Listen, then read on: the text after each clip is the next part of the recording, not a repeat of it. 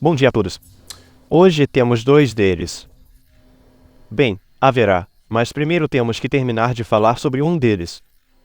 Há mais de um ano, fiz um vídeo chamado Starting the EduQuest sobre este computador, o titular EduQuest. Eu disse que faria outro, mas não fiz.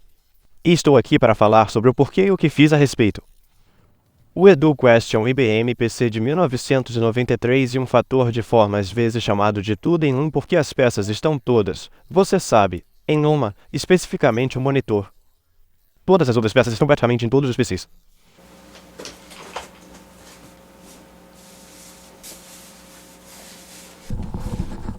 E deixe-me dizer, isso torna muito difícil capturar imagens limpas. O monitor nesta coisa é como um espelho. Ele estava refletindo todo o meu estúdio, e eu não percebi até depois da filmagem o quão distrativo era. Eu passei e desfoquei manualmente cada cena desta máquina. Então, se o modelo parece estranho e perturbador às vezes, é por isso. Além disso, sim, eu sei sobre o corte de cabelo. Agora, eu sempre fui fascinado por tudo em um, mas eu também sabia que todos eles eram uma porcaria. A maioria deles, pelo menos. Nunca foi um fator de forma tão popular para PCs. Era mais uma coisa de média. Então, embora eu sempre tenha desejado colecionar esses, a maioria deles não vale a pena colecionar. Por exemplo, eu comprei esse Compact CDs 524 alguns anos atrás, e você nunca viu em um vídeo porque ele simplesmente não vale a pena o vídeo. Ele funciona bem. Ele tem 6DX2 CPU, ele roda Windows 95, tem som, ele roda jogos, e eu simplesmente não gosto muito dele. Ele é feio, é chato, é sem graça dos anos 90, é mal construído, tem um monitor terrível, é uma porcaria para trabalhar, e a máquina inteira cheira a design barato. Mas isso é normal para tudo em um. Não fica muito melhor do que isso. Eu não tenho ideia do porquê estou intrigado com essas coisas. Acho que gosto da natureza de seus aparelhos, mas eles são um conceito objetivamente ruim. Construir um monitor na máquina não lhe dá nada além de um PC menos conveniente, mais difícil de consertar e mais pesado. Mas todos nós temos nossas fixações, está a minha.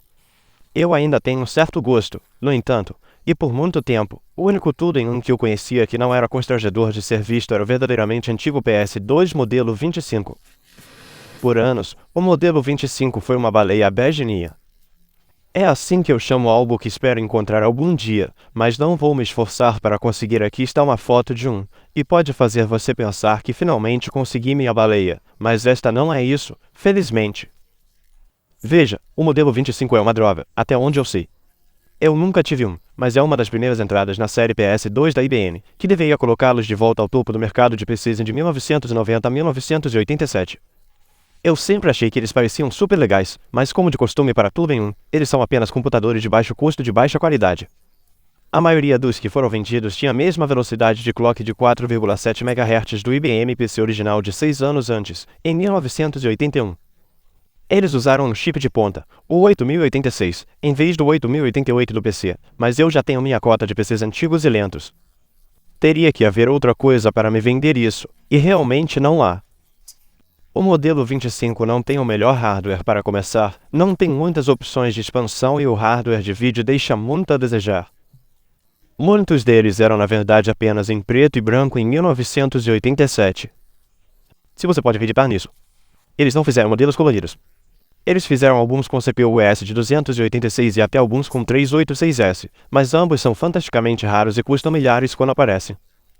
Até os 8086S originais são bem raros, mas mesmo se eu conseguisse um desses por um preço que eu gostasse, eles não são tão úteis. Eles parecem legais o suficiente, mas eram baratos e ultrapassados quando eram novos e só pioraram. Então eu nunca fiquei tão animado com eles. Mas você sabe que eu pegaria um se fosse oferecido. E se um dos modelos 386 aparecesse no eBay por 5 ou 600 dólares, eu teria comprado. Então eu ficava de olho nas coisas. Periodicamente um dos modelos de cores de baixo custo aparecia e eu pensava em comprá-lo e uma vez um dos 386S apareceu quebrado e eu dei um lance alto nele. Mas felizmente eu perdi porque do contrário eu poderia não ter ido procurar uma missão Edu depois que eu descobrisse o que eles eram. O EduQuest é muito mais novo que o modelo 25 por cerca de 6 anos, então, embora pareçam semelhantes, é um design totalmente independente muito melhor. Para esclarecer, esta máquina é cerca de 20% maior do que aquela. Veja, o modelo 25 tem apenas duas baías de 3,5 polegadas na frente. Enquanto esta máquina tem espaço para 5 polegadas e um quarto inteiras, mais algumas de 3,5 polegadas e espaço de sobra. Então é um menino grande. Isso também significa que a tela é muito maior e todo o hardware interno é. Claro, completamente diferente. Até onde eu sei, não há relação entre essas máquinas além das básicas S3, que eu sinto que foram claramente emprestadas. Mas não tenho certeza se é só porque os mesmos designers trabalharam em ambas as máquinas ou se é apenas um lugar conveniente para começar com esta nova série de modelos. E os EduQuest é uma série. Este não é o único. Os modelos 30, 40 e 50 eram a linha original, vendida em 1993. Acredito que o modelo 35 foi adicionado um pouco mais tarde, e o 45 e o 55 foram lançados em 1995, que, até onde sei, foi o último ano em que foram vendidos. Este é o EduQuest 30, o primeiro modelo mais barato, e o adesivo na parte de trás confirma que foi feito em 1993. Os all-in-one geralmente são ruins, mas este tem uma pontuação muito acima de todos os outros que conheço em muitas áreas, e é um espécime intrinsecamente interessante para começar. Não é apenas um all-in-one, que são relativamente raros no mercado de PCs, mas um feito pela própria IBM. Eles caíram muito em desgraça mesmo em 93, mas ainda é intrigante ver um design único sair dos corredores da antiga burocracia. Para contextualizar, cerca de um ano depois, a IBM começaria a vender a série Aptiva, os computadores mais sem graça e mais anos 90 que você já viu na vida, e eles continuariam a vendê-los por uma década. Então esta máquina escapou por pouco de um destino pior que a morte. Ela ainda parece algo. Então eu estava animado para conseguir uma por muitos motivos que vou abordar, e fiz um vídeo sobre ela praticamente no momento em que chegou, onde falei sobre os princípios básicos e prometi entrar em mais detalhes mais tarde. E então eu nunca fiz porque infelizmente a vantagem do Quest 30 foi uma decepção. Não acabou sendo o que eu esperava, mas felizmente eu tenho um novo filho favorito.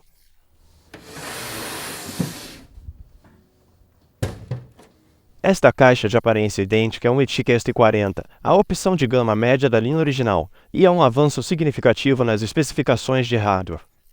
Eles podem parecer semelhantes, mas são gerações totalmente diferentes. Um tem um 386 e o outro é um 486. Isso é realmente muito legal porque, apesar de serem super diferentes, ambos tiveram que ser embalados no mesmo formato. Você verá como isso se parece mais tarde neste vídeo. Mas primeiro, a questão é por que comprei um segundo EduQuest quando nem tinha terminado de mostrar o primeiro. Bem, temos que colocar isso na mesa. É difícil falar sobre PCs porque eles são todos iguais. Eles rodam dos. Você pode digitar DIR, certo? Quantas máquinas eu tenho que podem fazer isso? São cerca de 30 agora, e na minha vida foram 500. Eles são todos iguais. É muito difícil fazer um vídeo sobre um PC, pelo menos para mim. Mesmo para uma máquina que tem um monte de qualidades interessantes, ainda é basicamente do se você digita diretor. Mas neste caso, houve mais problemas. Por um lado, descobri que fui um pouco presunçoso sobre o que eu poderia encontrar no eBay. Para o 30, faltavam algumas peças e eu presumi que poderia obtê-las. Mas eu fiz algumas pesquisas sábias e então um ano se passou e eu não vi nada. Nenhuma peça de reposição apareceu. Ops! Isso nos leva à questão do que exatamente essas máquinas eram. E eu não posso responder completamente porque há muito pouca informação no registro fóssil. Eu obtenho quase todas as informações do meu canal de revistas de eletrônicos de consumo, Infoword, revista PC, esse tipo de coisa. E eles não têm nada sobre elas, presumivelmente porque não eram máquinas de consumo. Veja, o que eu posso te dizer com certeza é que o PC EduSys era um produto da EduSys, a empresa, uma subsidiária da IBM. Eles costumavam ser sistemas educacionais IBM de 1985 até 1992, quando a IBM fez uma grande reorganização interna e os renomeou para EduQuest. Minha impressão é que essas máquinas foram projetadas para atender às necessidades dos laboratórios de informática das escolas da mesma forma que a Apple estava fazendo com vários Macs ao mesmo tempo. Então eles provavelmente foram vendidos quase que inteiramente por meio de ligações não solicitadas para administradores escolares. Eu não acho que muitas pessoas já compraram estes. Eles eram principalmente embalados em laboratórios de informática, mantidos muito além do seu auge e então jogados fora como sucata, exceto por uma unidade ocasional que ia para casa com o professor, que é, eu estou supondo, como virtualmente todos estes acabaram em posse privada. Provavelmente havia apenas alguns milhares destes que sobreviveram ao lixo, se é que eles fizeram tantos para começar. Então não é surpreendente que eu não conseguisse encontrar nenhum pedaço online. E, você sabe, essas não eram peças críticas, eram apenas opções. E o resto da máquina funcionou bem e ainda funciona. Mas funciona bem para mim? Quer dizer, o 386 não é uma CPU incrível. É meio que nem aqui nem ali. É o primeiro processador que se assemelhava aos que usamos agora. Eles são certamente mais úteis do que um 286, mas eles ainda são muito lentos e antigos, então não há muito que eu possa fazer com eles na prática. Para ser bem claro, nem mesmo o Duon rodará bem aqui. Para abordar os outros problemas, porém, precisamos dar uma olhada em todo o hardware. Então, vamos jogar um jogo sobre o que é ruim no 30. Então eu vou mostrar a vocês o que há de mais novo. Tendo em mente, é claro, que estou sendo hiperbólico, é realmente uma máquina muito boa. Eu gosto de muitas coisas nele. Só não é tão bom quanto o novo. Então aqui está, o 30, e nós vamos meio que falar sobre ele. Mas como não vou abrir a parte CRT, vou contar apenas esta parte. Praticamente todos os Student que conheço colocam a fonte de alimentação do PC dentro da metade do monitor, já que sempre há algum espaço vazio ali, e isso torna a máquina um pouco mais compacta do que seria de outra forma. Então, este interruptor aqui liga o PC e o monitor ao mesmo tempo. Agora, ativa um fato engraçado. A principal linha de PCs de consumo da IBM 93 ainda era a série PS1, muitos dos quais colocam suas fontes de alimentação dentro do monitor também. Mas esses monitores eram removíveis, então você poderia perdê-los, e então seu PC se transformaria em uma abóbora de qualquer maneira. Agora, a IBM fez muitos computadores ruins nessa época, mas eles sempre tiveram uma tendência estranha de fazer seus respingos de BIOS parecerem um pouco melhores do que o necessário. O EduQuest realmente desaparece em sua tela inicial. Isso não foi apenas o tubo esquentando. Deixe eu mostrar a você. Ok, então o tubo está quente, e ele desaparece, então desaparece no texto separadamente. Eles não precisavam fazer isso. É um pequeno toque fofo. Por outro lado, como este é um IBM, ele não imprime todo o diagnóstico que estamos acostumados. Você se lembra de como os computadores costumavam, antes de irem para a FI, imprimir todas essas coisas na inicialização que lhe diriam? Você sabe, o teste de memória e a detecção do disco rígido e tudo mais? Bem, isso era normal naquela época. PCs em 1981 ou 83 pode não ter impresso nada na inicialização além de mensagens de erro, mas praticamente todos os clones feitos depois disso fizeram.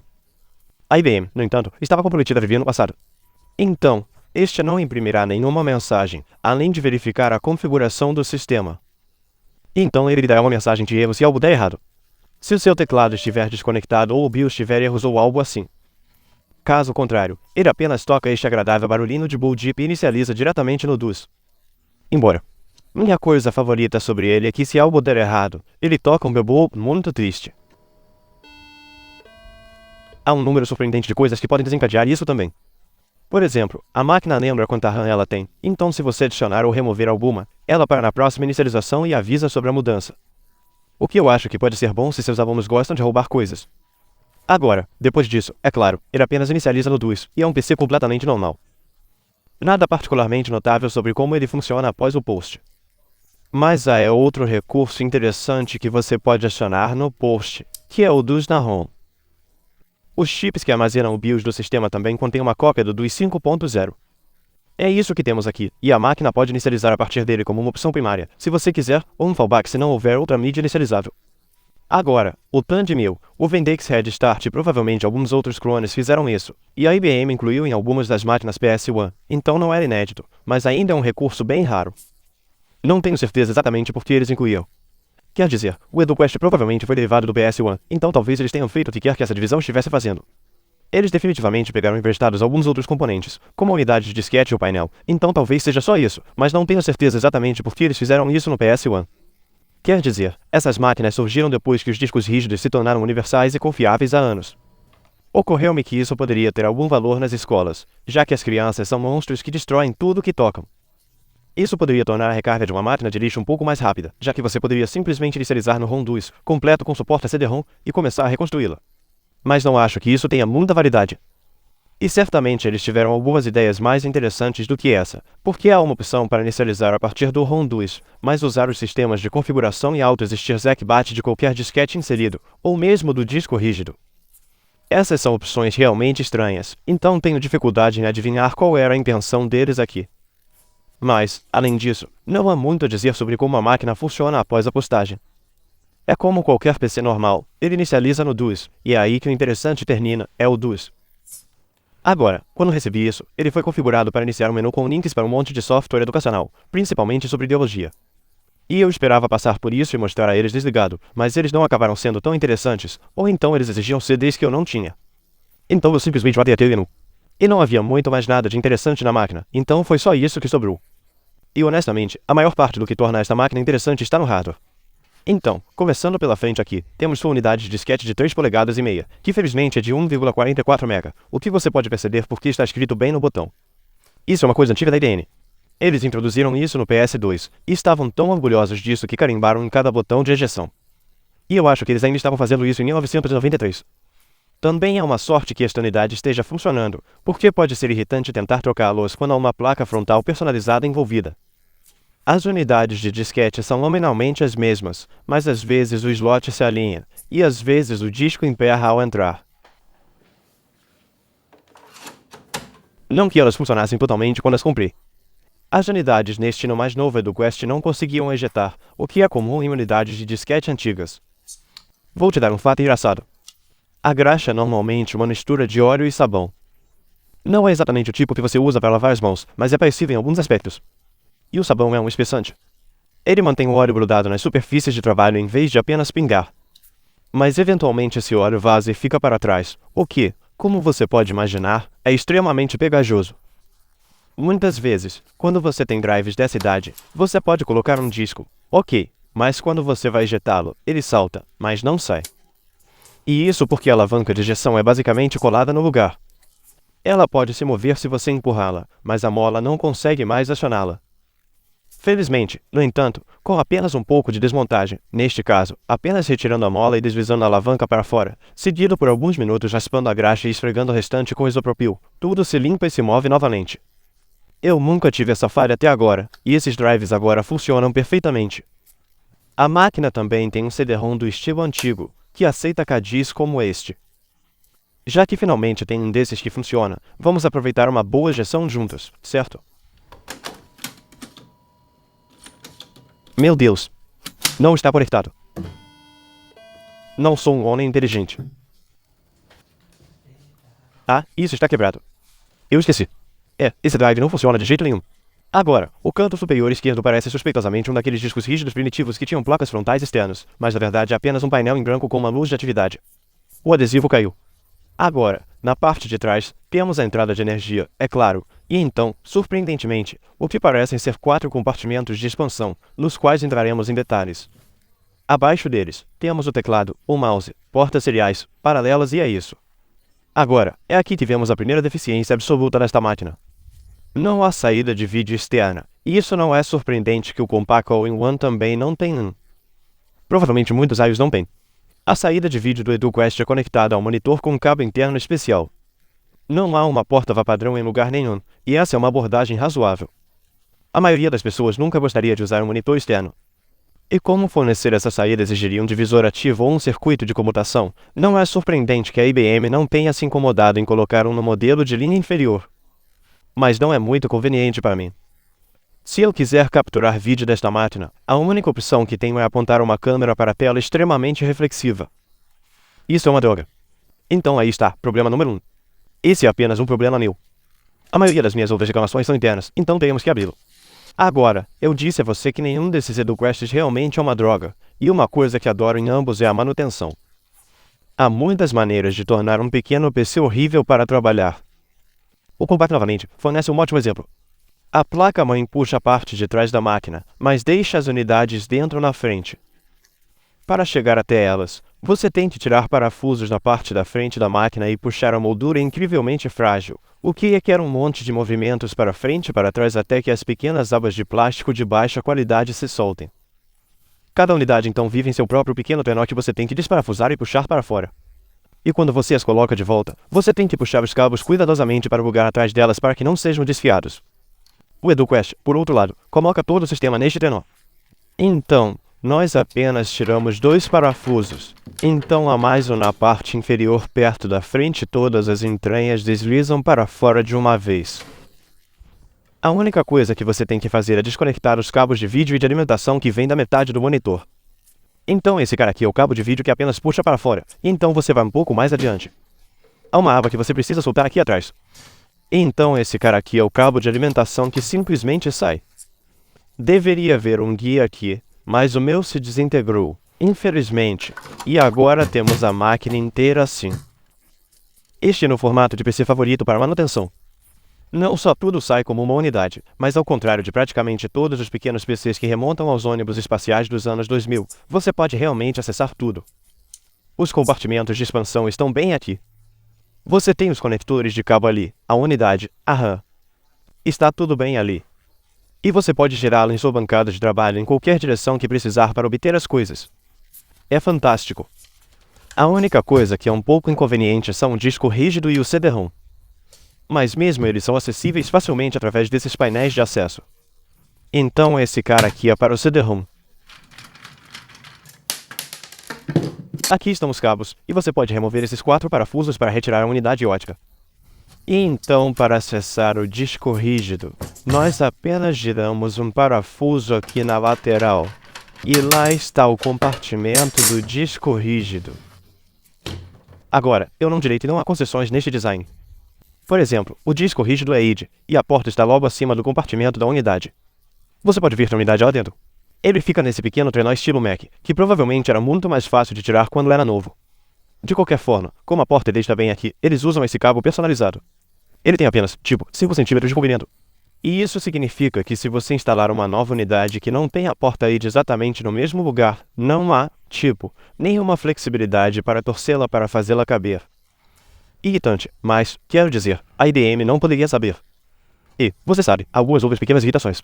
Por exemplo, se você quiser reconectar seu CD-ROM, bem, você não pode realmente fazer isso pela porta aqui, então você tem que girar os 4 parafusos de montagem, soltar os cabos de dados, áudio e energia e deslizar a unidade totalmente para frente.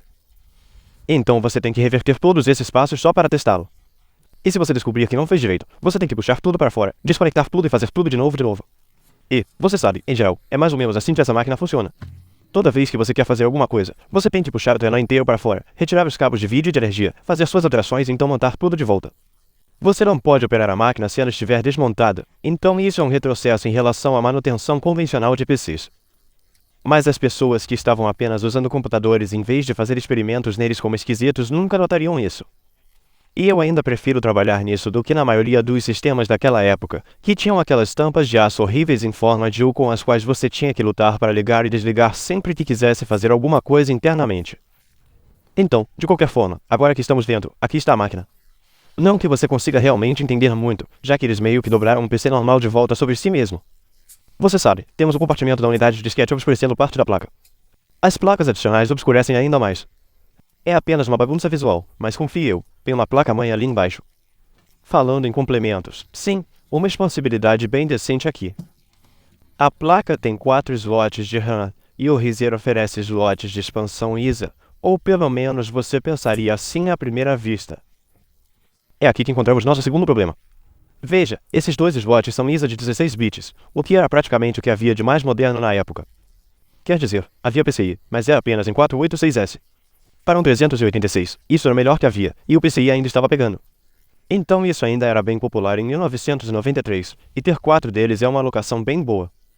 Eu já vi máquinas maiores que tinham menos. O problema é que você não pode realmente colocar 4 placas comuns aqui. Vou mostrar o que quero dizer. Então, por exemplo, aqui está uma placa Ethernet de 3 completamente comum, e eu posso instalá-la aqui. Ok, sem problemas. Isso é ISA normal, e funciona bem. Eu testei. Agora, abaixo disso, temos uma placa SCSI. Agora, aquela que eu não adicionei que veio com a máquina para fornecer suporte a CD-ROM. Isso parece peculiar. Você sabe, por que usar uma placa adicional para um acessório que está incluído com a máquina, mas abordaremos isso mais tarde. Também parece estranho que eles não usassem apenas o controlador ID integrado, mas neste momento, as unidades óticas ID ainda eram relativamente raras, então a unidade que veio com isso é SCSI. De qualquer forma, porém, esta placa também é ISA comum, e eu poderia colocá-la em qualquer outro computador, e eu poderia substituir ambas as placas por qualquer coisa que eu quisesse. Mas agora vamos dar uma olhada no outro lado. É um pouco estranho aqui. Podemos ver o que parecem ser mais 2 slots idênticos. Agora, o de cima veio preenchido com. Você pode acreditar nisso, uma placa de rede não se parece muito com uma, mas está na verdade uma placa Talking Ring. Eu não sei muito sobre isso, exceto que essa porta é para um adaptador. É isso que permite que você se conecte à rede real. O slot inferior estava vazio quando comprei a máquina, mas ele tem etiquetas para uma placa de som estampadas no metal, o que é bizarro. Quer dizer, quem faria isso? Por que você faria isso? E se você quisesse colocar uma placa de som diferente ali? Ou outro tipo de placa completamente diferente? É uma decisão absurda, mas, ei, quem sou eu para discutir? Vamos colocar uma placa de som nela. Aqui está um Soundbuster comum de 8 bits. Vamos em frente e colocá-lo. 1. As coisas não estão funcionando. Ele simplesmente não se encaixa por vários motivos. Por um lado, há uma pequena aba de metal na extremidade do slot que não deixa o suporte do painel traseiro deslizar completamente. Veja, o painel que veio com ele tem um pequeno entalhe removido, o que é único. Mas também, a placa não se alinha verticalmente com o painel traseiro. A parte traseira está alinhada com o slot no painel traseiro, mas a placa está completamente sem o conector. E se eu movê-la para que ela atinja o conector, ela não se alinha com a parte traseira. Então isso simplesmente não funciona. Ok, então e o slot superior? Eu não preciso de uma placa Talking Hindi. Eu nunca vou mexer com isso. Então vamos em frente e tire isso. Só tira o parafuso. Mas ele não se move porque tem um segundo parafuso aqui atrás que vai direto para dentro do plano traseiro. Isso é estranho. E quando você for tirar isso, você também notará que o furo do plano traseiro é cerca de 1/4 de polegada mais curto do que deveria ser. Então, nem preciso dizer, se tentarmos colocar nosso Sound Blaster aqui. Sim, ele nem chega perto de sentar. Então isso é um fracasso total. Isso é um negócio assustador. O que exatamente está acontecendo aqui? Bem, basicamente, parece que a IBM, saindo de sua alta patente da NCA, decidiu que simplesmente não suportava uma máquina que tivesse apenas slots compatíveis com os padrões, mesmo que isso não fizesse sentido. Então, eles parecem ISA, mas não são bem assim. Posso ilustrar isso com a placa de rede aqui. Se ela fosse instalada aqui no slot normal, todos os componentes estariam voltados para cima. E quando eu atiro e viro como se eu fosse instalá-lo aqui, eles estão todos virados para baixo. Mas agora vamos pegar o cartão IBM Talking Hindi e instalá-lo ali. E olhe para isso. Todos os componentes estão virados para cima. O que a IBM fez aqui foi criar placas especiais para esses slots que estão de cabeça para baixo. Ou seja, se pegarmos dois cartões, o IBM e o SI comum, na mesma orientação, com o slot apontando para a esquerda, você pode ver que o suporte e os componentes sobressaem da parte inferior deste cartão, mas da parte superior daquele. E isso significa que se você tentar instalar este cartão aqui, ele vai desalinhar com o plano traseiro em uma largura de cartão. Isso é incrivelmente irritante, e não tenho ideia do porquê eles fizeram isso. Talvez eles tivessem um motivo, ou talvez estivessem apenas sendo idiotas. Mas, efetivamente, significa que esses podem muito bem não ser slots ISIS. E o verdadeiro problema é que, tenho quase certeza de que eletricamente, eles funcionariam perfeitamente. Eu verifiquei o pino em alguns lugares, e estou bastante satisfeito que seria seguro conectar uma placa comum a estas. Se você colocasse, digamos, uma XTI ali, uma placa que não precisa de um suporte de backplane, acho que funcionaria perfeitamente. Você simplesmente não tem como prendê-la. Você poderia mutilar o gabinete, é claro, mas, por favor, não faça isso. Não faça isso. Então está aí a outra grande decepção. Ou realmente duas delas. Uma, o EduQuest, conforme projetado, deve ter uma rede e uma placa de som. É para isso que servem essas duas portas. Você nem pode trocá-las porque elas são codificadas de forma diferente. A porta superior aceita apenas placas de rede proprietárias da IBM, e a inferior aceita apenas placas de som proprietárias da IBM porque esta máquina deveria ter uma de cada uma delas, mas não consigo obtê-las porque ninguém tem peças de reposição. Não tenho nenhuma utilidade para a placa Talking Hindi, mas ninguém está vendendo a placa Ethernet. E, bem, eu encontrei a placa de som no eBay por uns frios $50, mas isso não resolverá o problema por si só porque há ainda mais peças que ninguém mais tem. Falaremos disso mais tarde. Mas, além disso, mesmo que eu não estivesse tentando fazer essa coisa, sabe, de qualidade de museu e como nova, se eu concordasse em colocar placas de terceiros não autênticas lá. Este maldito controlador SCSI está ocupando um dos dois únicos slots normais da máquina. Então eu poderia colocar uma placa de som ou uma placa Ethernet, mas não poderia colocar as duas. Que decisão estúpida. Mas é, para ser justo, uma das poucas coisas que eles estragaram. Como eu disse, o EduQuest 30 é uma máquina notavelmente boa para um tudo-in. É bonito. É bom trabalhar com a CPU não é anterior ao subfilo vertebrado e, honestamente, funcionaria muito bem para muitas pessoas. Se você encontrar uma, deveria encontrar uma. Você vai gostar. As coisas que me incomodam sobre isso só me incomodam.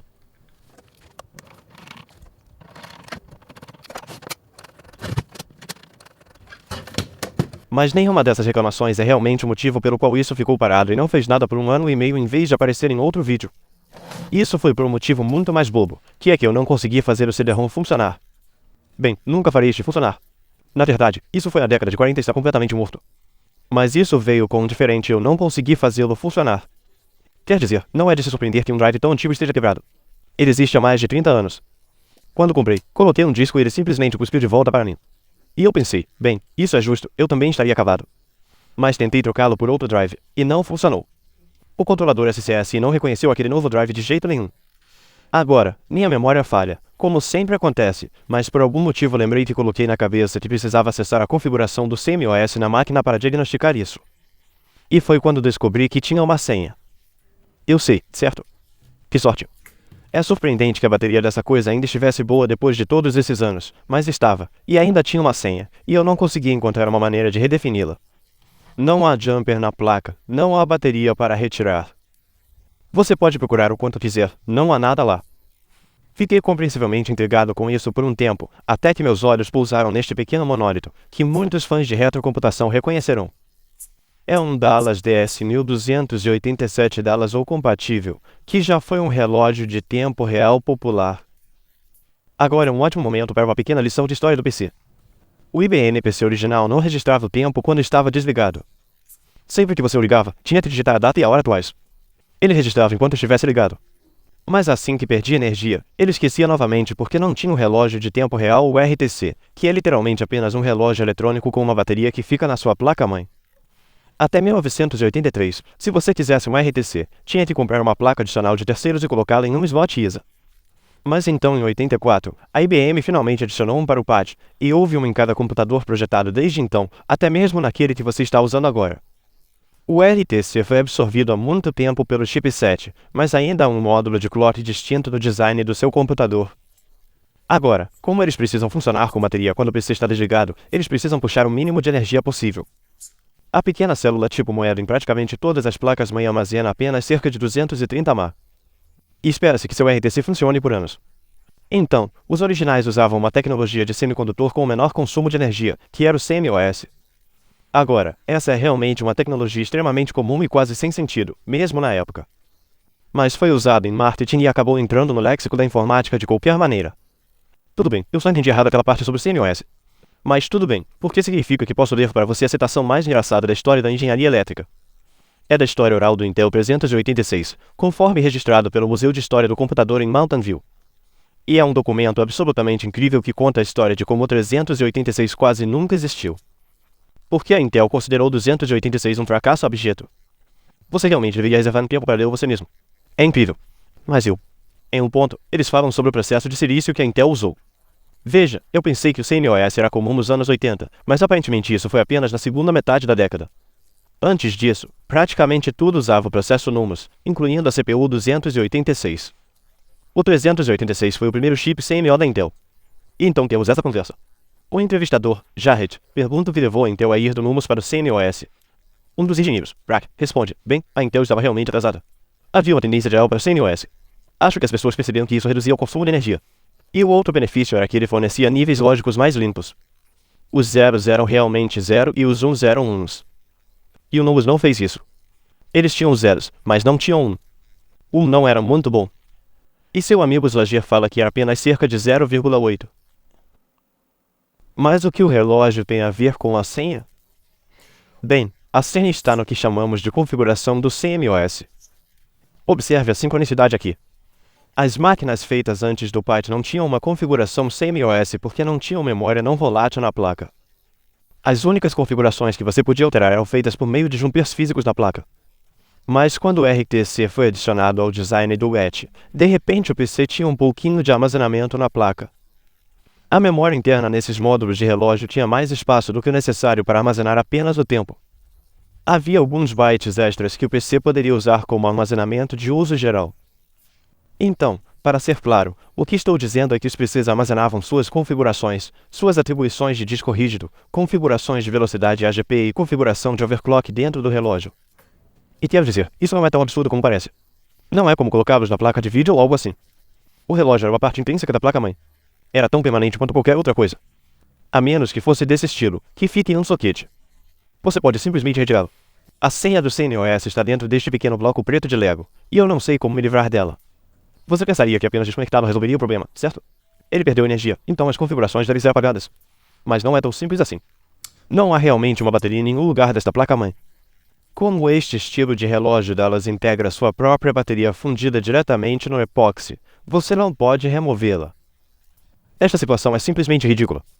Esta bateria não só durou muito mais do que tem qualquer gravação, mas também não há como desconectá-la. Não há pino de reinicialização. Você não pode causar um curto-circuito e não pode removê-lo ou substituí-lo. É tudo uma parte. Quero dizer, para ser claro, ele está funcionando agora mesmo na minha mão. Se eu tivesse um analisador lógico, eu poderia conectá-lo a estas pernas e ler o tempo de saída e a senha se eu soubesse como. Eles não são criptografados nem nada. Muitas das pessoas sabem como limpá-los, mas eu não. Então eu fiquei esperto. Eu pensei, e se eu desconectasse o relógio, ligasse a máquina e então pulasse para a configuração do CNOS? Ele tentaria ler a memória, mas não obteria nada. Então ele presumiria que está corrompido e carregaria os padrões sem senha. Então eu apenas conecto o módulo do relógio novamente, clico em salvar e desbloqueio a máquina. Essa foi uma ótima ideia, exceto que aparentemente o RTC desempenha alguma função crítica nesta máquina e ela nem mesmo publica sem ele. Então eu estava completamente sem sorte. Exceto que não. Eu estava apenas sendo preguiçoso. A solução real foi apenas pedir um novo chip de relógio em branco e substituí-lo, que foi o que eu fiz. Eles estão prontamente disponíveis. Na verdade, o que eu tenho aqui agora é uma versão modificada de um modelo diferente que deve ser instalado em um dispositivo que tem sua própria bateria, mas é compatível com o pino que estava aqui. Então uma pessoa gentil está vendendo-os no eBay com este mod, este pequeno PCB que adiciona um suporte de célula tipo moeda na parte superior para que você possa colocá-lo em uma máquina projetada para um dos módulos totalmente integrados. Mas você ainda obtém a bateria removível. Você pode retirá-la para substituí-la se ela estragar ou se quiser apagar o conteúdo. E com certeza, eu o coloquei aqui. Funcionou perfeitamente e entrei na configuração do CNOS. Sem senha eu não tinha ideia do porquê estava tentando fazer isso. Não consigo descobrir o que pensei que isso me daria, mas decidi tentar novamente descobrir o que estava acontecendo com o CD-ROM. Com a mente renovada, perguntei por aí e descobri que os drivers SCSI nessa época eram frequentemente bloqueados para uma lista de unidades específicas com as quais trabalhavam. Qualquer outra coisa eles fingiam que não estava lá, o que explicava meus problemas. Então, por capricho, coloquei a unidade original de volta. Não está, a que realmente veio nessa máquina e descobri que funcionou perfeitamente. Eu só tentei um CD-RW. Se coloquei um CD-ROM ou um CDR aqui, ambos leram sem problemas. Não estou surpreso que uma unidade de 30 anos não leia CDR-WS. Só não esperava que fosse cuspida em mim, então presumi que fosse uma falha mecânica. Perdi um ano com essa suposição. Acredite no que quiser.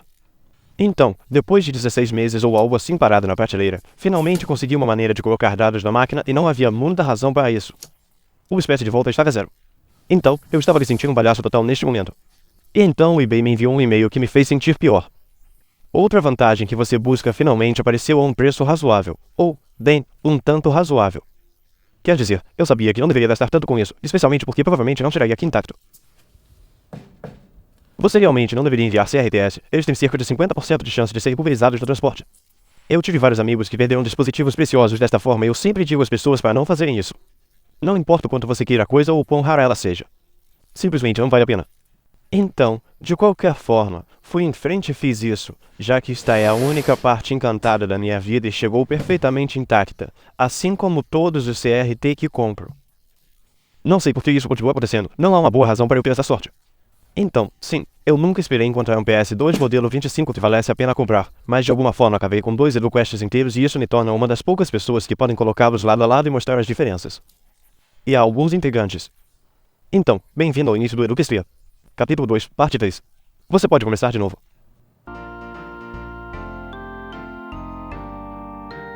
O 30, o 40, eles parecem muito semelhantes. Na verdade, até onde eu sei, os chassis são idênticos. Eu provavelmente poderia trocar as placas sem problemas, embora eu suspeite que CRTS não sejam compatíveis, eles são tubos diferentes. Este é muito mais brilhante que aquele. Confie em mim, isso torna a filmagem realmente irritante. Há uma peculiaridade muito semelhante entre os dois. É realmente estranho. O botão de brilho no CRT aqui gira para sempre.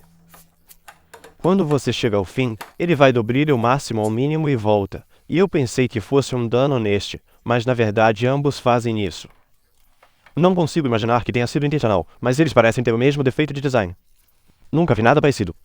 Além do case, no entanto, está em todos os aspectos uma máquina melhor. Ele corrige todas as reclamações que eu tinha sobre o 30, mantendo todas as coisas que eu gosto nele. Mas sejamos francos, eu não sabia disso na época. Acho que nem olhei as especificações quando tomei minha decisão. Comprei este não porque fosse um sistema superior, mas principalmente porque tinha algumas peças extras que estavam faltando. Meu 30 estava incompleto. O 40 não está. Está tudo aqui. Você notará que ele tem a placa IBM Ethernet e a placa de som IBM para os slots especiais, que não consegui encontrar em 16 meses de pesquisas no eBay. Mas o mais importante é que ele tem um painel de áudio frontal. Totalmente incompreensível, mas na minha opinião uma parte crítica de todo o conjunto. Considere que este é um computador escolar. Em 1993, o software educacional era muito do tipo multimídia em CD-ROM, que é o primeiro ano em que o Microsoft Encarta foi vendido para lhe dar uma ideia. CD-ROM, enciclopédias, livros didáticos, exploradores de anatomia interativos e outros estavam por todo lugar. Eles estavam abarrotados de clipes de vídeo e som. Então uma placa de som era um componente essencial de um computador escolar. Mas você não ia querer uma dúzia de máquinas em um laboratório de informática com alto-falantes conectados, todos uivando sobre as mitocôndrias. Então fones de ouvido seriam obrigatórios. E é claro que você poderia conectar fones de ouvido em qualquer placa de som. Mas vamos pensar sobre as minúcias aqui. Como era usar fones de ouvido em uma escola nessa época? Bem, eles precisariam ser desconectados e conectados constantemente, como quando uma criança soa arranho em um par, então eles têm que ser substituídos. Ou se houver não são suficientes para todos, você teria que ficar emprestando de criança para criança. Ficar atrás do PC repetidamente para conectar e desconectar seria uma droga. Então, colocar um conector na frente economiza muito aborrecimento. Mas também sabemos exatamente quais fones de ouvido eles estariam usando. As escolas tiveram os mesmos fones de ouvido por meio século. Eles os usavam para apresentações de slides, audiolivros, testes de audição, tudo. Todo mundo com mais de 30 anos se lembra deles, e eu não ficaria surpreso se até mesmo alguns homens tivessem visto um par de fones de ouvido escolares. Eles eram severos e institucionais. Acho que a California era provavelmente a marca mais popular. Eles eram parecidos com isso. Quase comprei um par para este vídeo, pois eles são incrivelmente baratos no eBay e muito de marca. Mas cara, eu não queria porque sabia que eles seriam terríveis. Quase me convenci a comprar os azuis transparentes, pois a estética dos anos 90 compensaria muito. Mas antes que eu pudesse fazer isso, me deparei com uma postagem na usina de alguém dizendo que tinha um par de fones de ouvido Telex originais da IBM para o Quest, e isso despertou meu interesse. Fui procurá-los e sabia que tinha encontrado os certos. Eles são perfeitos, então comprei 2 pares só para completar o visual. Embora agora eu tenha certeza de que não são o visual. Veja, esses fones de ouvido são mono, mas a placa de som e os conectores de fone de ouvido do EduQuest são estéreo, então você realmente não pode usá-los. Quer dizer, você pode, mas um plug mono causará um curto-circuito nos 2 canais, o que soa extremamente ruim e pode até queimar o amplificador. Eu tentei, mas era tão ruim que nem tive uma impressão real de como os fones de ouvido soavam. Então, tenho certeza de que esses não são os certos. Agora não sei o que fazer com eles. Na verdade, quando voltei e olhei para os telefones Calif, a maioria deles parecia ser mono também. Então, talvez eu esteja errado aqui. Talvez a IBM não tivesse a intenção de que você use apenas o que você tiver por aí. Claro, já que eu os tenho, posso muito bem analisá-los. Eles não são tão ruins quanto poderiam ser. Eles são sobre as orelhas, e eu odeio fones de ouvido entre auriculares, então estou totalmente a favor disso. E se você fosse uma criança com uma cabeça normalmente grande, eles não teriam sido dolorosos ou embaraçosos porque eles realmente se encaixam surpreendentemente bem na minha enorme cabeça estrangeira adulta, mesmo que eu pareça muito bobo usando-os. Eu não tenho nada com saída mono, então não posso realmente testá-los. Análise concluída. De qualquer forma, independentemente de quais fones de ouvido você deveria usar, eles quase certamente tinham um plug de 1/4 de polegada. Isso é exatamente o que você encontraria em uso institucional naquela época. Mas a única placa de som que já vi com um conector de 1/4 foi a Adlib original em 1987. Praticamente tudo depois disso usava 8 polegadas, incluindo a segunda versão do Adlib. Então você poderia usar adaptadores, mas isso é um monte de peças extras para comprar e mais coisas para a falha. Então está, é uma decisão pragmática. Outra é que há 2 conectores e eles produzem exatamente a mesma coisa, então você pode conectar 2 pares de fones de ouvido. Presumivelmente, muitas escolas não poderiam fornecer um computador por aluno, ou pelo menos não poderiam obter tantas cópias de seu software. Colocar 2 crianças em uma máquina seria uma necessidade, já que nenhuma placa de som jamais teve saídas duplas para fones de ouvido. Isso fornece um divisor integrado. Há também uma entrada para microfone, e essa é de 8 polegadas. Porque, embora as escolas pudessem ter fones de ouvido por aí, elas provavelmente não tinham outros microfones além dos do auditório, que usariam plugins XLR. Então, elas teriam que sair e comprar microfones de PC baratos, todos de 8 polegadas a essa altura. O painel também tem um controle de volume, e esse é um recurso enorme. Naquela época, a maioria dos softwares não tinha controle de volume integrado, e muitos deles rodavam moduls, então você não podia usar o mexer do Windows. Eu não acho que houvesse nenhuma placa de som ainda que tivesse um mexer de software que você pudesse controlar com o utilitário, mas mesmo se tivessem, você não poderia fazer isso no meio de uma programa. Então o software dessa época simplesmente presumia que você tinha um par de alto-falantes com um botão de volume, que é basicamente o que isso é. Na verdade, o alto-falante no EduQuest, muito incomumente, não é apenas para bips. Ele é conectado à placa de som, então você não precisa usar fones de ouvido ou um par de alto-falantes externos. E ele desliga quando você conecta fones de ouvido. E o botão de volume também funciona para eles. Então esta é uma solução de áudio completa. E você pode ver agora porque eu senti que o 30 estava incompleto. Um computador de laboratório escolar nos anos 90 foi feito para reproduzir vídeos carta. Ele foi feito para ter duas crianças amontoadas ao redor dele com fones de ouvido. Essa é uma grande parte da identidade desta máquina. Sem a placa de som e o painel frontal, ela simplesmente não estaria pronta. Com seus conectores de 1/4 de polegada e controle de volume facilmente acessíveis, este painel adapta a máquina ao ambiente esperado. E é por isso que quase fui para a listagem do eBay, só para obter isto. Agora, a placa de som em si, falaremos sobre isso mais tarde, porque é uma gargalhada. Mas vamos terminar de falar sobre as coisas boas primeiro.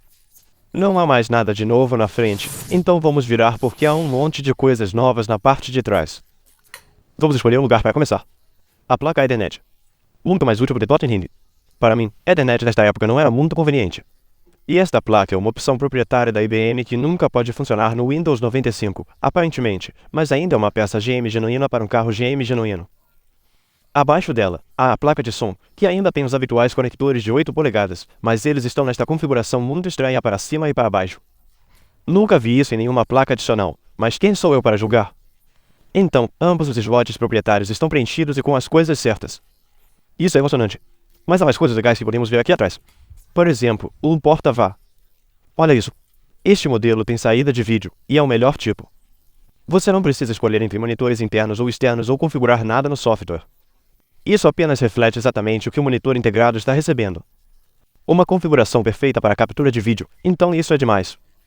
Além disso, enquanto o 30 tem portas seriais e paralelas, este tem uma segunda porta serial, que eu posso nunca usar, mas é um assunto para começar uma conversa. Veja, a IBM usou este plug mini DIN de 8 pinos, o que é super incomum para um PC. Você o encontraria em Macs da mesma época, e eu não sei se ele é fixado da mesma forma, ou se a compatibilidade com Mac era a intenção. Mas poderia ter sido. Em 93, provavelmente havia um bom número de Macs circulando pelas escolas. Poder reutilizar periféricos pode ter sido valioso, mas acho que era apenas uma necessidade porque o gigantesco conector de 25 pinos que eles usavam para a porta serial 1 simplesmente não deixava espaço. Durante a maior parte da história moderna do PC, a serial portas usavam um conector de 9 pinos. Um desses e um par desses eram muito comuns em placas-mãe até os anos 2000. Ainda é geralmente reconhecida como a porta serial padrão. E eu achava que era assim desde o primeiro IBM PC. Eu sabia que o DB25 costumava ser comum para portas seriais dos anos 70, mas achava que era uma relíquia dos anos 80, pelo menos no mundo dos PCs. Só me lembrava de vê-lo em periféricos como modems, câmeras, scanners ou em terminais seriais dedicados. Não me lembrava de tê-lo visto em um PC, mas descobri que simplesmente não estava prestando atenção. O DB25 era a porta serial padrão durante os anos 80. Em todos os lugares, incluindo o IBM PC original. O de 9 foi usado pela primeira vez, até onde sei, apenas na placa serial paralela combinada que a IBM vendeu para o PAT em 84. E eles só o usaram porque precisavam encaixar duas portas enormes em uma placa. Eles não podiam reduzir a porta paralela porque ela precisa de quase todos os 25 pinos, mas a serial só funciona com 9. Então aí está. Não acho que o D9 existisse como uma porta serial padrão antes disso, exceto pela versão que a Atari estava usando alguns anos antes, que não parece ter sido compatível. Aparentemente, demorou muito tempo depois que a IBM introduziu para se tornar universal, mesmo no mundo dos PCs. No entanto, até os anos 90, aparentemente ainda não era incomum ver DB25 de tamanho normal, pelo menos em máquinas IBM. Então, com a porta ocupando todo esse espaço, simplesmente não há espaço aqui atrás. Eles poderiam ter usado o D9 para ambas as portas, é claro, mas como a maioria dos cabos daquela época provavelmente tinha 25 pinos em ambas as extremidades, isso era contraproducente. Especialmente porque a maioria das pessoas nunca teria usado a segunda porta serial. Então, acabamos com essa justaposição muito estranha de um padrão extremamente antigo e um que nem existia de verdade no mundo dos PCs porque era quase uma opção proprietária da Apple. Então, essas são todas as coisas externas. Vamos em frente e entrar. Esta máquina abre exatamente o mesmo caminho como o 30.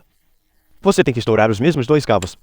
Aqui está o vídeo, e aqui está a energia que tem que deslizar para fora deste pequeno retentor de cabo aqui. Eu realmente odeio este retentor de cabo. É super complicado. Aí está. Na verdade, não me incomodo em usar esta coisa. Eu só o coloquei lá para seu benefício. Mas aqui está o EduQuest 40. Agora, com isso fora, podemos realmente fazer algo muito legal. Podemos nos livrar deste chassi e olhar para essas duas máquinas lado a lado.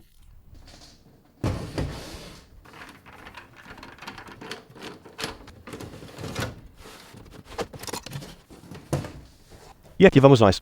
30 aqui, 40 ali. Preso no meio com você.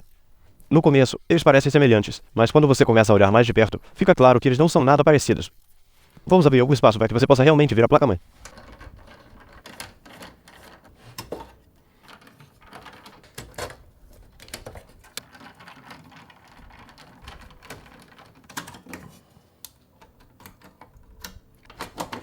As placas são, é claro, de gerações completamente diferentes, então você sabe que o layout do chip não é semelhante de forma alguma.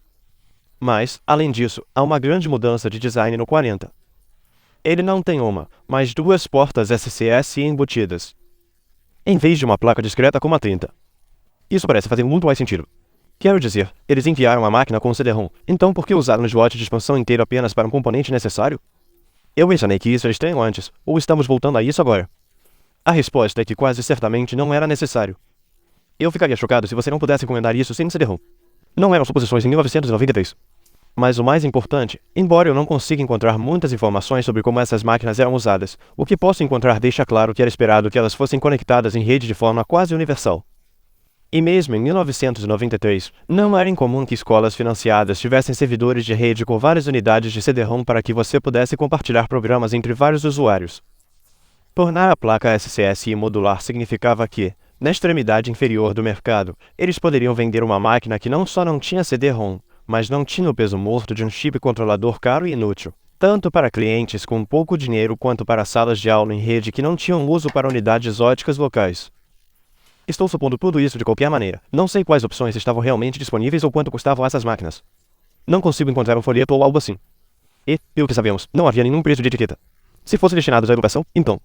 Bem, qualquer um que já trabalhou em um escritório sabe que não há preço fixo para vendas B2B. Tudo é negociável. O preço é o que o representante de vendas acha que vai render uma comissão. E sejamos realistas, o EduQuest é o tipo de produto que a IBM provavelmente doou em grandes quantidades na tentativa de despertar interesse. Muitas vezes, esse tipo de coisa nunca se transforma em nenhuma venda real em dinheiro. Então, pelo que sabemos, ninguém nunca comprou uma única dessas máquinas. Mas, pelo que vale a pena, quando eles anunciaram o EduQuest PC pela primeira vez, a revista Electronic Games, o que quer que fosse, disse que a versão 486, que incluía uma placa de som e modem, custaria $2.000, o que é cerca de $4.200 em dinheiro de hoje. Então, se eles esperavam que alguém realmente comprasse isso pelo preço de etiqueta, seria necessário um modelo com especificações mais baixas do que este. Então, uma máquina sem SCSI fazia sentido tanto quanto o SCSI integrado no 40 faz sentido.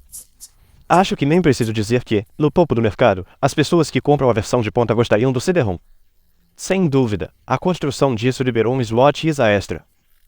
Além disso, esses usuários provavelmente tinham mais probabilidade de ter casos de uso adicionais para SCSI. Você provavelmente poderia passar um cabo da segunda porta SCSI pelo compartimento da unidade se quisesse instalar um disco rígido SCSI maior ou de melhor desempenho. Ou você poderia obter um suporte adaptador que converteria essa porta de nível de placa em uma porta externa, para que você pudesse conectar um scanner externo ou um gravador de CD-ROM ou algo assim. Continuando. Outra diferença entre as duas máquinas está no hardware de vídeo. Está tudo integrado na placa-mãe, é claro, mas o 30 tem um chip que não consigo identificar claramente que diz apenas ATI 28600. Algumas informações online sugerem que é uma maravilha VGA, um chip bem antigo que aparentemente só consegue fazer 640x480. Mas ele fazendo isso em 256 cores, o que é melhor do que VGA simples. Ele só conseguia fazer 16 cores dessa resolução. O 40, por outro lado, usa um ATI MAC 32, que eu acho que usa o barramento local VISA internamente. Esse era meio que o RGB do começo dos anos 90. Esse é um chip um pouco mais novo, o que é bom, mas não tenho certeza de quais eram exatamente suas capacidades quando foi lançado porque minha máquina foi atualizada. Esta é a RAM de vídeo que veio embutida na máquina, mas este é um soquete de atualização para dobrar sua RAM de vídeo, e ele veio preenchido quando eu o comprei, então isso aumentaria suas opções de resolução e profundidade de cor com certeza. E do jeito que está agora, isso pode fazer 1024 por 768 em 256 cores, o que era muito legal em 93. Definitivamente supera o pobre 30, mas não tenho certeza do que ele poderia fazer sem essa atualização. Não quero retirar o chip para descobrir porque tenho medo de que ele não funcione quando eu o colocar de volta. Veja, há 2 sites populares para informações sobre os EduQuests. Um se chama Walsh Computer Technology e o outro é Arden Tool of Capitalist.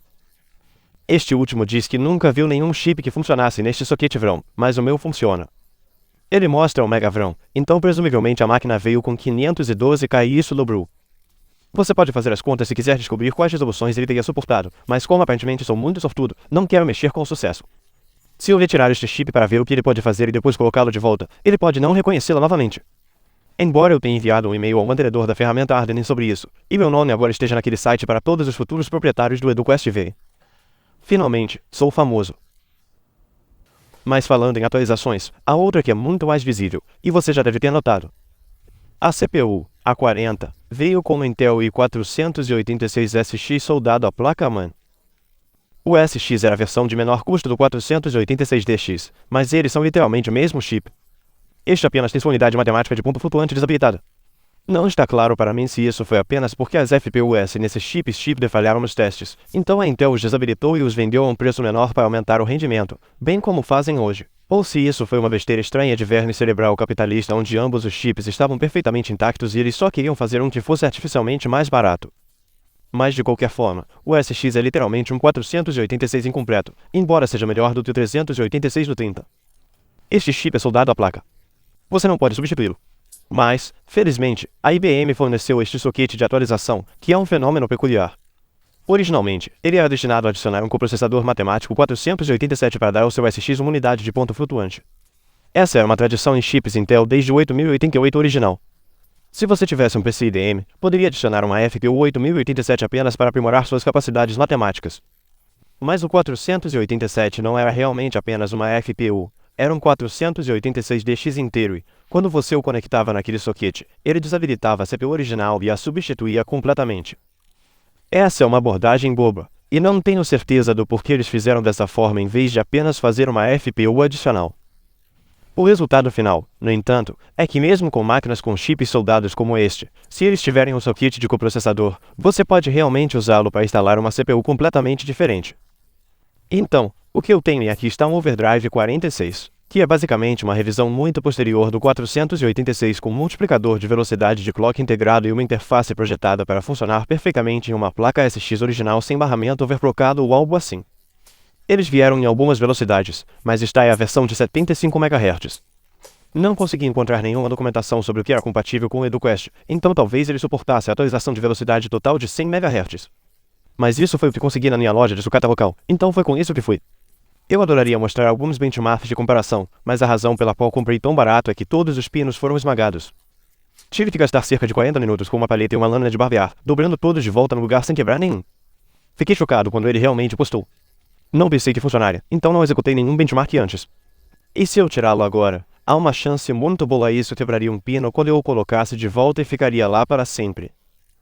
Então, só podemos supor, mas provavelmente é um aumento muito bom no desempenho, já que o chip de estoque era um 2500 FPU, e este é um 75 MHz com FPU. Agora, duvido que seja uma melhoria perfeita de 1 para 1.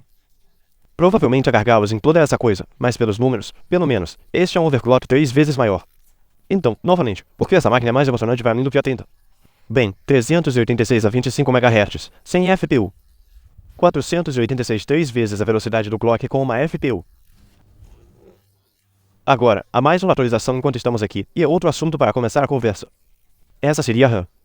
Você notará que há slots de RAM em ambas as máquinas, mas uma é preenchida com 2 pentes e a outra com 4. Há um motivo muito confuso para isso, que me pegou de surpresa, e você também pode, se trabalhar em algo dessa época. Ambas as máquinas vieram com 4 MB de memória soldada à placa-mãe. O que quer que você coloque nos slots de RAM é acumulado em cima disso.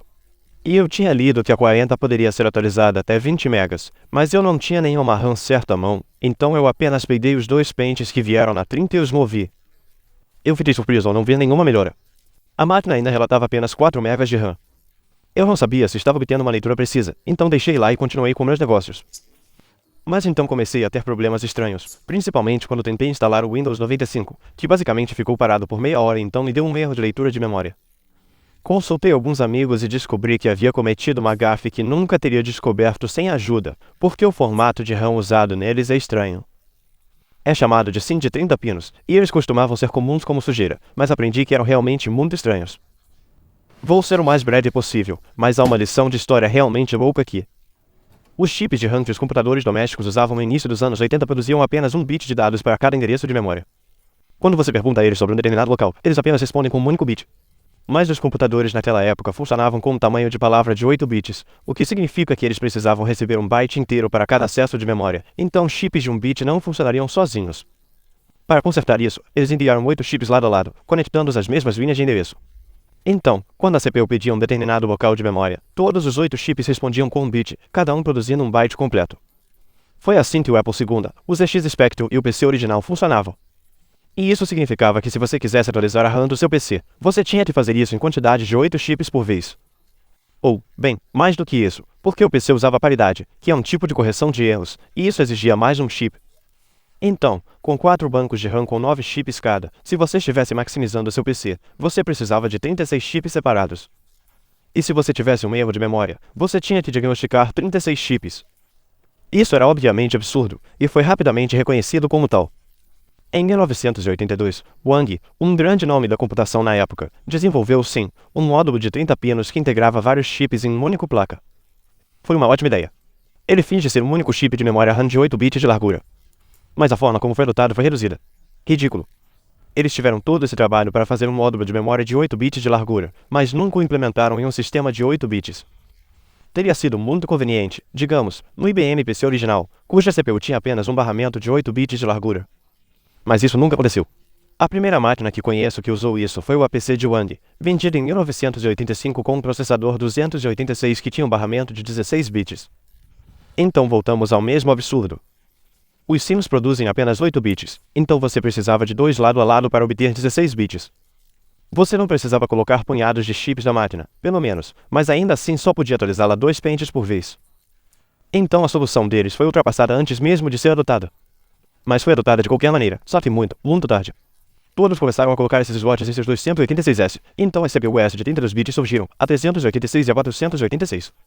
E continuamos usando sintetizadores de 30 pinos, exceto que agora eram necessários 4 pentes lado a lado para montar um barramento de memória completo. Um design de faculdade de palhaços absoluto, no entanto. Eles foram feitos e vendidos em grande quantidade, e você pensaria que teríamos reconhecido que esse formato não é adequado. E reconhecemos. Alguns anos depois, o SIM de 72 pinos foi inventado, que tinha 32 bits de largura. Ele resolveu completamente esse problema. E havia toneladas de placas-mãe que o usavam, mas elas também incluíam soquetes de 30 pinos. Então, havia todas essas placas que gastavam quase 25% de sua área de superfície em diferentes tipos de slots de RAM. Isso continuou por anos. Eu acho que é apenas no caso de você ter um monte de coisas antigas por aí. Aparentemente, levou pelo menos uma década para que isso finalmente se resolvesse, porque enquanto o EduQuest 55, que saiu em 1995, levou SIMs de 72 pinos, o de 40 de 93 não. Então, embora eu tenha colocado 2 megas de RAM, não estava no formato certo. Eu precisaria de 4 pentes separados para que isso funcionasse. Mas espera um minuto, então por que o de 30 funciona com apenas 2 pentes? O de 3 e 6 é um processador de 32 bits. Não deveria precisar de 4 também? Isso me confundiu pra caramba até eu aprender mais travessuras antigas. O chip no 30, que você não consegue ver, acho que está embaixo do drive de disquete aqui, é um 386 SLC, que é uma adaptação da IBM do 386SX da Intel, que por sua vez é uma versão de baixo custo do 386, que tinha apenas um barramento de 16 bits. Então são 32 bits internamente, ele só lê ou grava 16 bits por vez. Isso parece um desastre de desempenho. E como você deve ter adivinhado, o barramento estreito força o chip a gastar 2 ciclos de clock para cada acesso à memória, o que é ruim. Mas pelo que entendi, devido a outros gargalos do design do 386, isso não teve tanto impacto. Então o SX na verdade não era tão ruim. E tem o efeito colateral de que essas CPUs funcionarão com apenas 2 sims. Você pode olhar no brilhante lado. Ali se você quiser, eu acho. Então eu fui ao eBay. Eu comprei 4 pentes de 4 megas cada, e consegui colocar essa coisa toda em 20 megas de Randene por uns $30, o que é meio absurdo, porque por esse valor, eu acho que provavelmente poderia ter comprado uns 16 GB de DDR4. Mas de qualquer forma, aqui está o tour relâmpago de ambas as máquinas. Mas antes de montarmos tudo de novo, vamos tirar um momento e descobrir o que são os conectores tortos da placa de som. Bem, se dermos uma olhada na placa por dentro, você verá que os dois conectores externos usam um tipo de design de conector vertical, enquanto o do meio usa um conector de perfil baixo, o que coloca o conector muito mais perto da placa. Então essa é a explicação ideal. São dois conectores diferentes. Eu só não tenho certeza de como ou por que isso aconteceu. Os verticais são de entrada e saída de linha, e com base no padrão de contato deles aqui na parte inferior, eles parecem estar trocando conectores, o que significa que eles têm um sinal roteado através deles quando nada está conectado. E então, quando você conecta algo, ele quebra o circuito e substitui esse sinal. Esse é o tipo de coisa que você usa se quiser que os alto-falantes sejam cortados quando os fones de ouvido são conectados, por exemplo. Mas não tenho certeza de qual sinal eles estariam redirecionando aqui. Ainda assim, é isso que faz a diferença. O conector de microfone é um tipo não comutável e, presumivelmente, esses eram um pouco mais baratos, e a IBM provavelmente não conseguiu encontrá-los no mesmo formato, então eles projetaram a placa em torno de conectores incompatíveis, resultando nessa descontinuidade visual.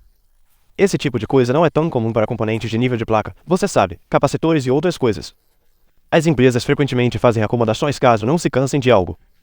Você verá, por exemplo, placas de circuito que têm 2 padrões de furos diferentes para o mesmo componente. Mas é muito estranho vê-lo em um lugar tão visível e quase parece pouco profissional. Mas com esse pequeno mistério resolvido, você já ouviu tudo o que há para dizer sobre as entranhas. Mas como eu disse, com tudo de volta, até o 40 é apenas um computador normal. Tenho certeza de que esta máquina veio com dois, mas coloquei o Windows 95 nela porque pude.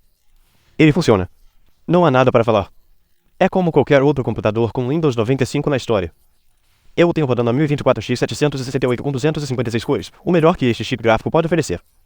É um pouco trêmulo, mesmo para os olhos humanos, mas funciona, e a tela é grande o suficiente para que esta resolução seja quase legível. Isso é tudo que há para dizer sobre isso. Se você quiser jogar aqui. Bem, sem surpresa, praticamente todos os jogos 2D na história dos rodarão aqui perfeitamente e ficarão fantásticos na tela embutida. Este é realmente um monitor muito bom, na minha opinião. A máquina não tem interruptor turbo, então qualquer coisa do início da era do PC será incrivelmente rápido. Mas tudo bem, você não quer realmente jogar nada disso. Infelizmente, mesmo com a atualização da CPU, ainda não é quente o suficiente para o 3D Radic. Apesar de toda a memória extra em MHz que coloquei nessa coisa. Ele tecnicamente rodará Quake, mas não da maneira que alguém quer. Geralmente fica abaixo de 10 FPS, e não é muito divertido. Duke Nukem 3 debuta bastante, especialmente em áreas maiores. Rise of the Triad até gagueja, e Dawn regularmente cai abaixo de 30 FPS. Mas pelo menos se você é um fanático por Wolfenstein 3D, esta máquina atenderá ao seu propósito com 70 quadros por segundo limpos. E, novamente, essas são qualidades praticamente universais de qualquer máquina pré-Pentium. Ele está funcionando exatamente como esperado. Então, vamos falar sobre o que ainda está empatado no 40. Você deve ter notado que não incluí o distintivo som de inicialização do Windows 95, apesar de quão estético seria, nenhum desses jogos tinha áudio. E isso porque não consigo fazer o som funcionar, provavelmente porque a placa de som é péssima em um nível genuinamente sem precedentes. É simplesmente terrível. Você não entende. Olha, essa placa é tão ruim que a IBM foi processada por causa dela com sucesso. A placa de som EduQuest é baseada no IBM VAV, uma mistura de ervas e especiarias construída em torno de um chip DSP, que deveria ser uma onda brilhante do futuro. Não apenas uma placa de som de última geração, mas também um modem. A placa EduQuest não tem o recurso de modem, mas tem outra VAV que tem. Acredito que este seja um M-Wave Dolphin, a versão autônoma, e tem um conector de modem. Olhe para isso. Isso aproveita o fato de que o modem na era moderna é apenas uma placa de som com uma interface especial. E embora isso significasse que havia algumas limitações peculiares sobre o que você poderia fazer simultaneamente, no papel era supostamente um design muito bom. Na prática, aparentemente não fazia nada certo. Entre outras coisas, o modem não conseguia rodar mais rápido do que 14,4 kilobits ao reproduzir áudio, então os jogos discados eram um fracasso, pois não tinha suporte para a nova geração de joysticks de porta de jogos digitais. Tinha um suporte MIDI terrível, não funcionava com 1 tonelada de software, não tinha suporte para DirectX, os drivers tinham que ser reinstalados constantemente e isso causava toneladas de travamentos no sistema. A IBM ainda os enviava dentro de um monte de PCs Aptiva e eles eram aparentemente tão inutilizáveis que os proprietários se uniram e entraram com uma ação coletiva. Eles não ganharam, mas ninguém nunca ganhou nenhum processo contra qualquer empresa na história moderna. No entanto, eles conseguiram o equivalente mais próximo que a IBM conseguiu. Não sei quanto, isso realmente não importa. É extremamente engraçado. Quero dizer, olhe para este site. Este não é o site mais pai está bravo que você já viu? As placas MAV são ruins em todos os aspectos, e aparentemente a do EduQuest é basicamente a mesma coisa. Então, apesar de toda a minha empolgação em finalmente obter o hardware de som especial do EduQuest, quase não tive sorte em fazê-lo funcionar. Este Dolphin parece estar completamente ferrado. Não consigo fazer nada. O software nem mesmo detecta. A placa EduQuest se sai um pouco melhor. Ainda não é muito boa. O melhor sucesso que tive foi com o utilitário de diagnóstico que veio com ele que eu encontrei enterrado em uma pasta de driver. Ele grava e reproduz arquivos VAL com sucesso, então eu sei que a placa está, você sabe, viva e inclui um tocador MIDI que até hoje apenas preenchia a tela com erros de divisão por 0. Mas enquanto eu estava gravando este vídeo, ele inexplicavelmente começou a funcionar. Então agora eu posso tocar MIDIs aqui.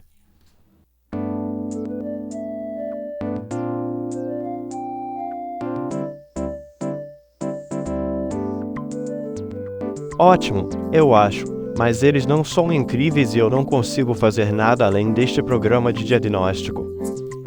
Não há drivers do Windows 95, sem surpresa, e eu não tive sorte em fazer os drivers do Windows 3 funcionarem. Eu simplesmente não consigo fazê-los fazer literalmente nada.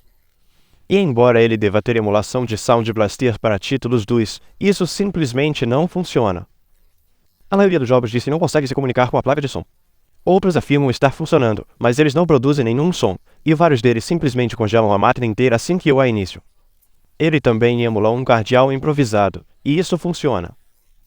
Cerca de metade dos jogos que experimentei com ele produzem som, mas é terrivelmente comicamente impreciso.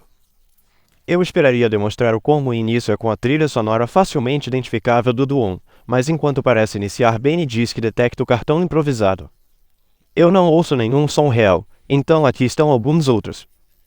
Este é um jogo chamado Major Striker, que foi um shopping muito bom da Apogee com uma música realmente fantástica. Então vamos ouvir como isso deve soar.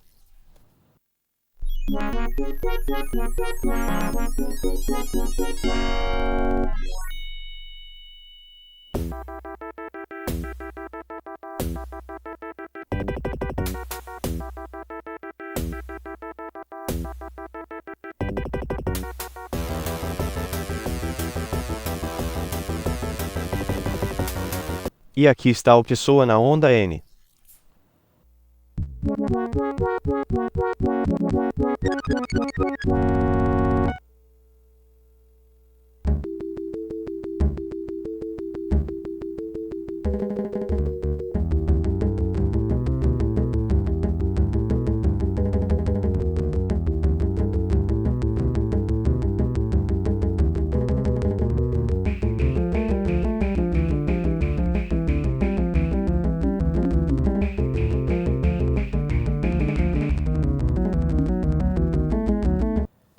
Sim, é áspero.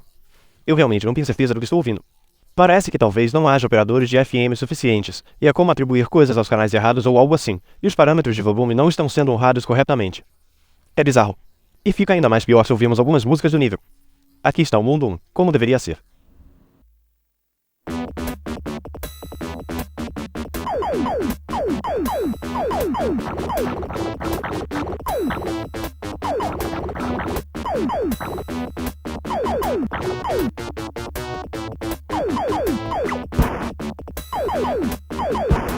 E aqui está no VAV.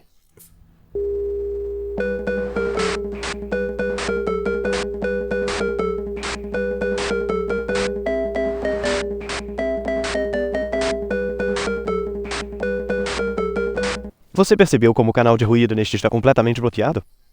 É totalmente inaudível. Eu também tentei a versão do desafio do chip, que provavelmente não é tão conhecida quanto a do Windows. Mas isso suporta música improvisada, e você pode dizer que também não soa como deveria.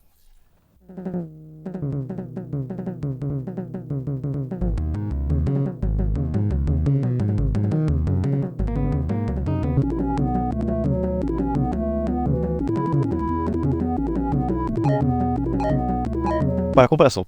Aqui está como deveria soar.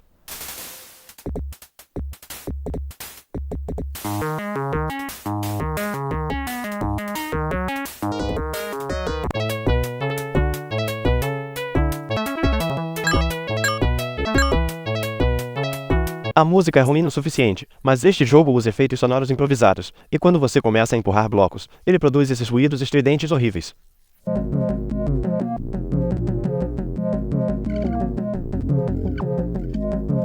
Eu nem consigo imaginar o que acontece nos níveis posteriores. Eu também iniciei um jogo chamado Zeliad. Esse era um RPG de ação japonês que a Sierra importou. E a música lá está. Bem, apenas dê uma olhada.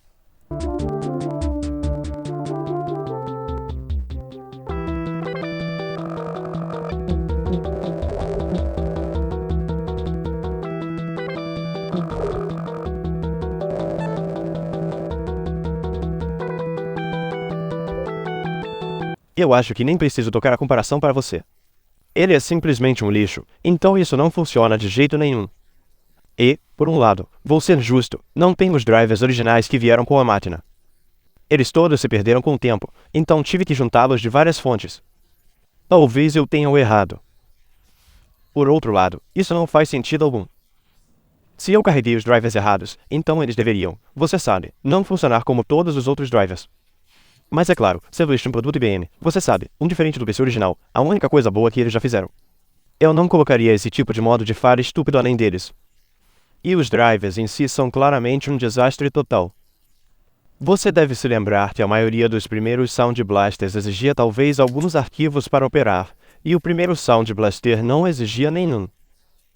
Um VAV, no entanto, instala centenas de arquivos em dezenas de diretórios e enche várias linhas no config.sys, carregando todos os tipos de TSRS. Os drivers para a versão Dolphin injetam pelo menos uma dúzia de linhas em cada arquivo, respectivamente, e adiciona um programa que executa cada inicialização, interrompendo o processo de inicialização para perguntar se você deseja otimizar para jogos, música ou aplicativos nesta inicialização específica.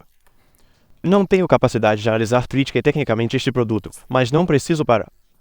É óbvio à primeira vista que ele foi projetado por alienígenas que tinham sido informados sobre o que era uma placa de som, mas nunca tinham visto uma. É uma pena, se você me perguntar, porque embora eu tenha encontrado apenas algumas gravações de um VAD tocando música MIDI, elas são horripilantes. Aqui está a desgraça.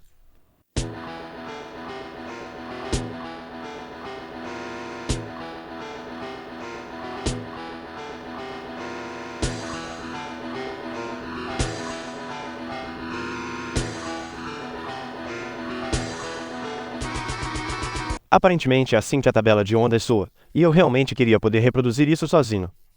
Então, se alguém souber como fazer isso funcionar para que eu possa usá-lo ou tirar sarro dele, por favor, me avise.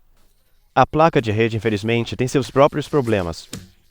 Colocar em rede uma máquina tão antiga não serve para muita coisa além de transferências de arquivos em massa, e há outras soluções para isso, então não é realmente um componente crítico, mas seria bom se funcionasse, principalmente no Windows 95. Infelizmente, não funciona.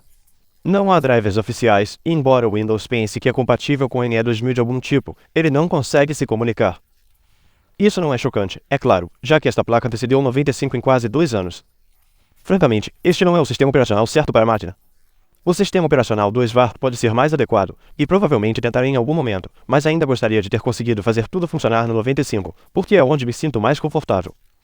A placa de rede deveria funcionar no Windows para grupos de trabalho, mas não consigo fazer os drivers funcionarem e, além disso, não consigo nem mesmo testá-la, porque, por algum motivo, se eu conectar um cabo de rede e ligar a máquina, ela gera um erro, que a IBM parece não ter descrição em nenhum de seus documentos, então suspeito que a placa esteja realmente quebrada, e isso é uma chatice. Mas, por outro lado, é apenas uma placa Ethernet. Ela nunca seria única da maneira que a placa de som foi, então acho que poderia tolerar colocar os 3 com line usando isso. Teria sido legal se eu conseguisse fazer toda essa porcaria proprietária da IBM funcionar, mas isso é tudo que há para dizer sobre isso. A natureza dos PCs antigos, como eu disse, é que eles são todos praticamente iguais, e é por isso que tenho vários interessantes. Eu nunca fiz vídeo sobre esse compat, por exemplo. Há coisas intrigantes para falar, mas valem apenas cerca de 5 minutos.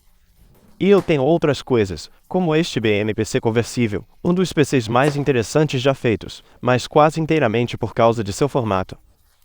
Sim, Parece muito estranho e eu poderia falar sobre isso por cerca de 5 minutos e ficaria sem coisas para dizer porque ele inicializa no DOS. Diz e você digita diretor. Espere, não, ele aparece. Diz aí então você digita diretor. Mas então é como todo o resto. Honestamente, levou meses tendo o EduQuest por perto e cutucando de vez em quando para chegar a ter até mesmo isso a dizer a respeito. E agora é só mais um PC que eu tenho. Embora você vá vê-lo novamente, eu prometo que desta vez porque a divisão EduQuest fez outro produto que, bem, você não precisa usá-lo com um PC EduQuest, mas acho que eles esperavam que você usasse. E eu encontrei o software para ele nesta máquina quando o comprei. Ele se chama IBM Personal Science Laboratory e é um conceito notável, muito mais interessante do que o PC EduQuest, mas infelizmente terá que esperar por outra hora porque é um pouco demais por enquanto. É tudo que eu tenho. E você sabe que eu sempre desejei que os PCs fossem mais distintos. Eu acho que todos nós desejamos. Seria legal se modelos diferentes tivessem mais recursos de hardware exclusivos ou software estranho como o sistema operacional GUI descolado que eu encontrei embutido naquele Start Explorer que eu analisei um tempo atrás. Esse tipo de coisa é legal. E até mesmo o pequeno iniciador gráfico que foi embutido no PS1S da IBM era bem legal. Mas há apenas um espaço limitado para esse tipo de coisa e o valor dos PCs como plataforma sempre foi sua consistência. Então não é de se surpreender que isso não seja muito comum. PCs estão fadados a ser chatos, é o que os torna valiosos. Mas não se preocupe, pessoas como eu continuarão tentando transformar as menores distinções em vídeos de 1 hora e espero que tenham gostado deste.